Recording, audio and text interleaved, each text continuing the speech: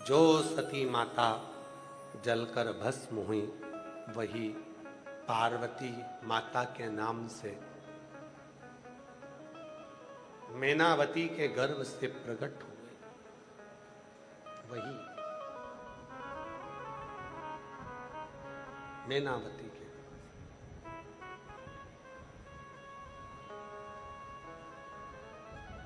वही की वही।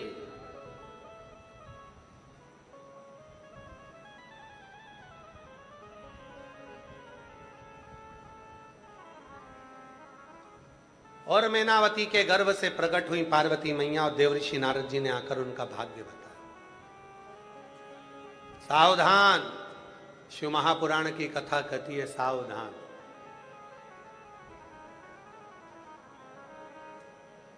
भाग्य बताने वाले बहुत सारे मिलेंगे,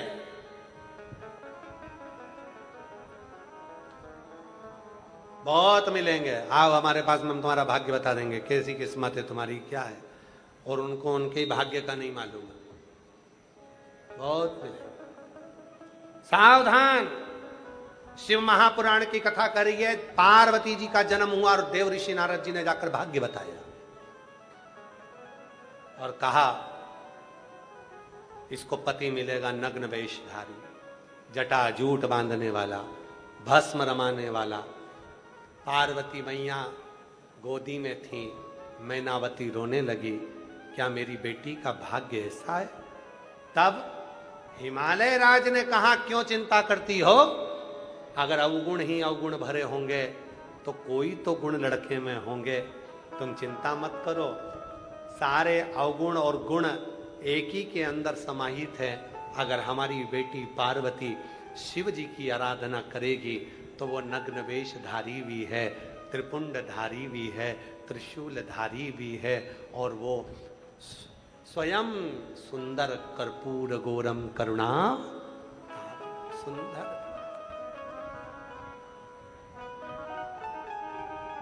साधारण नहीं है शिव। आरती में आता है शिव जी के कितने मुख हैं। एकानंद चतुरानन पंचानन राजे, भोले पंचानन राजे। कितने मुख शिव जी के? 5। कितने स्वरूप शिव जी के? 5। फिर से बोलो, एकानंद चतुरानन पंचानन राजे।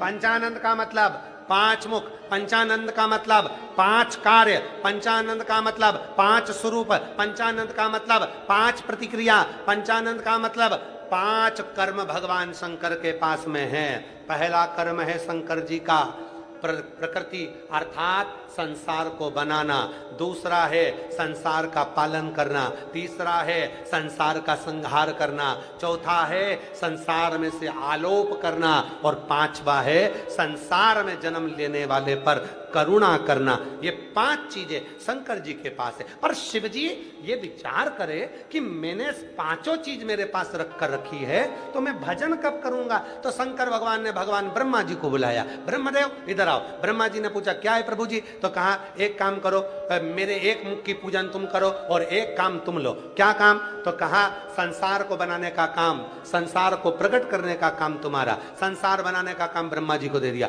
भगवान विष्णु को बुलाया, नारायण से कहा एक मुख की पूजन तुम करो। भगवान विष्णु ने पूछा क्यों? तो कहा एक काम तुम्हें देता हूं, संसार का पालन तुम्हें करना है, सारे संसार को तुम पालन करो। ठीक है।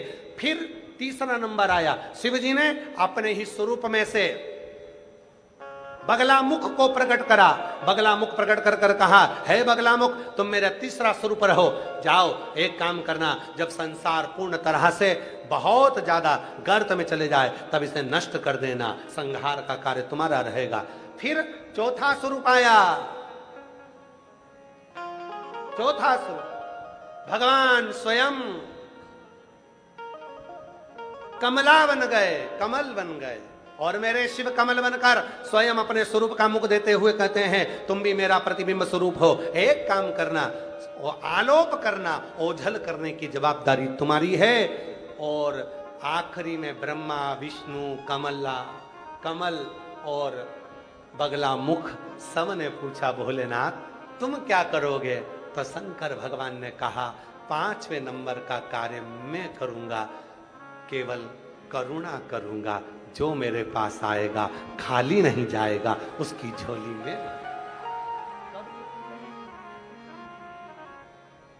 एका चतुरानने पंचानन राजी भोले पंचानन राजी हंसासन करुणासन हंसासन करुणासन वृषवाहन साजी हर हर हर महादेव।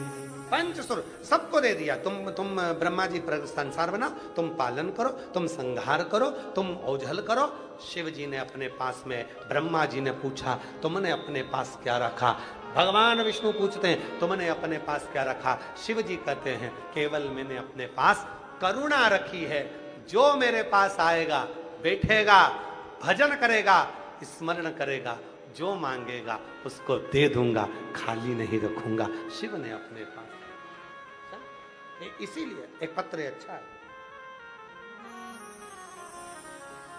खाली ना जाता कोई दर से तुम्हारे, खाली न जाता कोई दर से तुम्हारे। मेरी अड़ी नंदी बाहें पसारे, अपने गले से लगा लगा लो गिरा जा रहा उठा लो उठा लो भोले अपने दर से अब तो हटा लो। गिरी जा रही हो उठा लो उठा लो। उसको निवेदन, विनय करो, प्रार्थना, विनती करो। और विनय करोगे, ये पत्र उठाना है, उठाओ। जब प्रार्थना करोगे, निवेदन करोगे, वो स्वीकार करेगा, स्वीकार करेगा।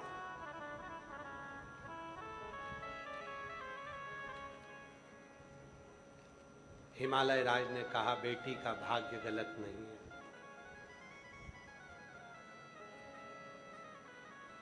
कई लोग बेटियों को कुछ भी कह देते हैं, कुछ भी। इसका भाग्य अच्छा नहीं है, किस्मत वाली नहीं है, भाग्यशाली नहीं है। तुमने देखा है तुमने कि उसका भाग्य क्या है? किसी भी बेटी को, किसी की बहन को, किसी की माता को, किसी के घर की पुत्री को कभी गलत मत कहो, क्योंकि वो स्त्री नहीं है, वो एक संस्कार को जन्म देने वाली जगत जननी जो जगदम्बा दुर्गा माँ वैष्णव रानी है, माँ ज्वाला है। वो साधारण नहीं, साधारण नहीं। कुछ मत कहो। हम दूसरे पर इल्जाम लगाते हैं कि ये भाग्यशाली नहीं है, खुद को नहीं देखते।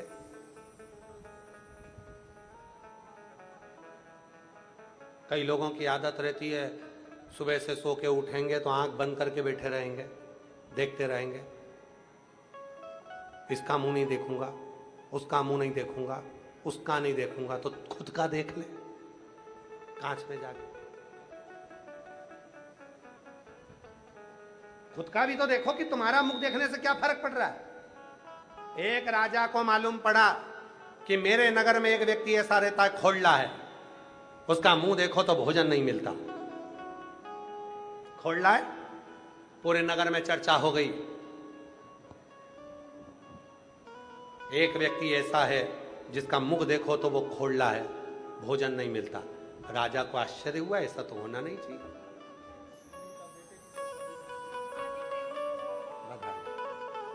देखो तो भूखा रहना पड़ता है। राजा ने कहा मैं भी जरा पता करूंगा, बुलाओ उसको, उसका मुंह में देखूंगा सुबह से। राजा ने उसको बुलाया, सुबह से मुख देख लिया। राजा काम में लग गया। इतना काम आया उस दिन, इतना काम आया कि राजा को भोजन करने का भी टाइम नहीं मिला। रात को राजा घर आया, पत्नी ने कहा, रानी ने, आज आप भूख नहीं लगी? अरे इतना काम था, बस खोलने का मुंह देखा था ना, इसलिए भूखा रहता रहा। राजा को गुस्सा आया, ऐसा व्यक्ति मेरे नगर में नहीं रहना चाहिए, कल फांसी की सजा होगी उसको। दूसरे दिन उसको फांसी पर चढ़ाने की तैयारी होने लगी। उससे पूछा गया, कुछ चाहते हो? कहने लगे नहीं। बस फांसी पर चढ़ने के पहले वो बहुत तेज हंसने लगा। इतना हंसा, राजा ने पूछा तुम हंसते क्यों हो? उस व्यक्ति ने कहा, महाराज आपने मुझको खोलना कहा कि मेरा मुख देखा तो भोजन नहीं मिला, पर सही कहूं ना, मुझसे ज्यादा खोलने तो तुम हो। तुम्हारा सुबह से मुंह देखा तो फांसी की सजा हुई है, तुम्हारे बराबर खोलना कौन होगा? राजा ने उसको फांसी से नीचे उतार दिया कि मैंने अपना मुख दर्पण में नहीं देखा और दूसरे पर इल्जाम लगा दिया। ऐसे कई लोग हैं, कई लोग हैं ऐसे, विचार करते हैं मुंह नहीं देखूंगा, इनका मुंह नहीं देखूंगी, इनका मुंह नहीं देखूंगा। खुद का देख ले, दर्पण में जाके डेंटिंग पेंटिंग करके, और 3 बार आंख को मिच मिची करके देख, उसमें क्या दिक्कत? शिव पुराण कहती है बाबा, एक उंगली जब हम किसी पर उठाते हैं, ये 3 उंगली हमारी ओर जाती है कि तुम अपने अंदर झांक कर देखो कि तुम कैसे हो। तुम और मत बुरे कर्म कर बंदे, वरना पछताएगा। भगवान की आंखों से तू बच नहीं पाएगा, तू बच नहीं पाएगा। तेरे दरबार की बाबा निराली शान देखी है, तुझे देते नहीं देखा, पर जोरी भरी देखी है। मुख दुनिया मोड़ेगी बाबा, तू मुखड़ा ना मोड़े। मुख दुनिया मोड़ेगी बाबा, तू मुखड़ा ना मोड़। मैनू लगी परिदीनु बाबा, तुए बेटा तूने। मैनू लगी परिदीनु बाबा, तुए बेटा। भाग्य किसी बेटी को, किसी को अपशब्द मत कभी मत बोलो कि ये बेकार है कि वो अच्छा। ठीक है, ऐसा है, शिव की कृपा का पात्र है, उसकी करुणा का पात्र है। उसने करुणा करी होगी, उसने दया करी होगी, उसका पात्र। क्यों अपशब्द बोलना हमको? क्यों आड़ा टेढ़ा बोलना हमको? मत। पार्वती मैया का भाग्य तो नारद जी ने बता दिया था कि ऐसा है, पर पिता आज फादर्स डे है, सुन लेना जरा।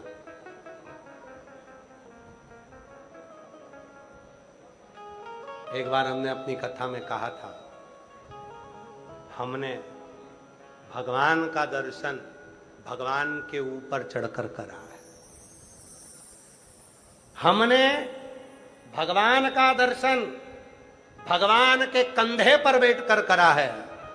क्योंकि जब भगवान के मंदिर में जाते थे, भीड़ बहुत होती थी, तो मेरे पापा मुझे कंधे पर बिठा लेते थे और दर्शन करा देते थे। फादर्स डे पर इतना ही कहूंगा कि हमने भगवान का दर्शन भगवान के कंधे पर बैठकर करा है, और वो दूसरा भगवान कोई नहीं था, वो भगवान था मेरा पिता, मेरा पापा, मेरा बाबू, मेरा पिता। उसके कंधे पर बैठकर मैं भगवान का दर्शन करता था, कंधे पर। दुख होता है छोटे बच्चे को माँ बाप अकेला नहीं छोड़ते। बोलो छोड़ते हैं क्या? जम के बोलो जरा। छोटे बच्चे को माँ बाप अकेला नहीं छोड़ते हैं, तो वही बच्चे अपने माँ बाप को वृद्धाश्रम में क्यों छोड़ते हैं? क्यों?